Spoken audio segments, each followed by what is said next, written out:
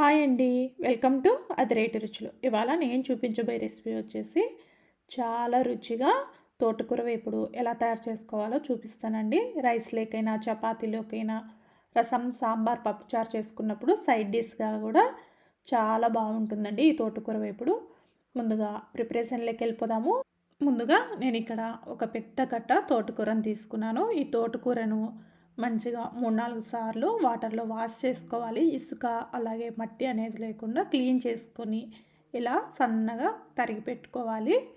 ఇప్పుడు stove on చేసుకొని pan పెట్టుకొని ఇందులోకి 2 టేబుల్ స్పూన్ల ఆయిల్ వేసుకోవాలి. ఆయిల్ వేడెక్కిన తర్వాత ఇందులోకి 1 టీ స్పూన్ శనగపప్పు, 1 టీ స్పూన్ మినపప్పు, హాఫ్ టీ స్పూన్ జీరా, హాఫ్ టీ స్పూన్ ఆవాలు వేసుకొని ఒకసారి ఇలా కలిపేసుకొని ఇవి కాస్త వేగిన తర్వాత ఇందులోకి ఒక మీడియం సైజు ఉల్లిపాయ సన్నగా పొడుగా కట్ చేసుకొని వేసుకోవాలి. ఉల్లిపాయ 2 నిమిషాల పాటు మగ్గించుకున్న తర్వాత ఇందులోకి సన్నగా పొడవుగా కట్ చేసి పెట్టుకున్న పచ్చిమిర్చిని ఒకటి యాడ్ చేసుకొని ఫ్రై చేసుకోవాలి.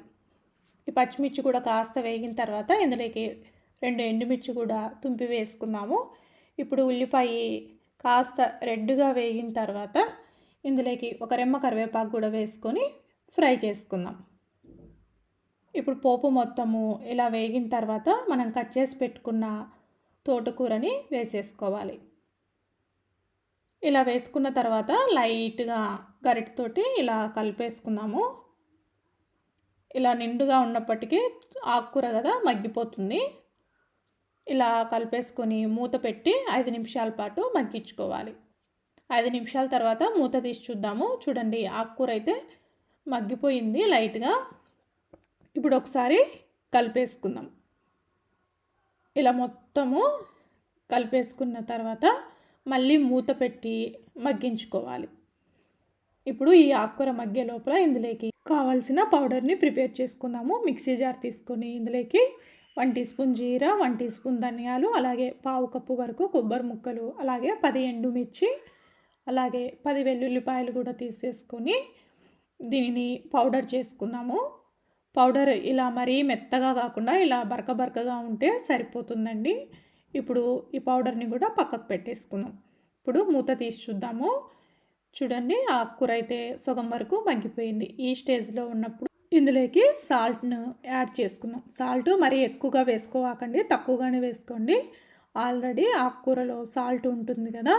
ఒకసారి సాల్ట్ వేసేసుకొని మొత్తం కలిపేసుకొని మళ్ళీ మూత పెట్టి మగ్గించుకుందాం. ఇప్పుడు ఆకుకూర పూర్తిగా మగ్గిన తర్వాత ఇందులోకి పావు టీ స్పూన్ పసుపు వేసుకుందాము. పసుపు వేసుకొని ఈ ఆకుకూరని ఒకసారి కలిపేసుకుందాం. ఇప్పుడు ఇలా కలిపేసుకున్న తర్వాత ఇందులోకి మనం ముందుగా గ్రైండ్ చేసి పెట్టుకున్న పౌడర్ని 2 స్పూన్లు యాడ్ చేసుకుందాము. ఇలా యాడ్ చేసుకొని ఈ ఆకుకూరకు మొత్తము పట్టేలాగా కలిపేసుకోవాలి. మనం ఆల్రెడీ అన్నీ పచ్చివే వేసాం కాబట్టి 2 నిమిషాల పాటు ఇలా కలుపుకుంటూ ఆకుకూరని ఫ్రై చేసుకోవాలి.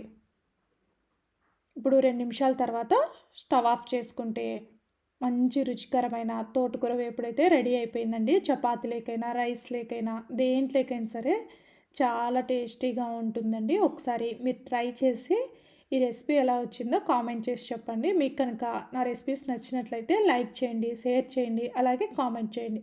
మరిన్ని రెసిపీస్ కోసం అదిరేటి రుచులు ఛానల్ని సబ్స్క్రైబ్ చేసుకోండి. Thank you everyone.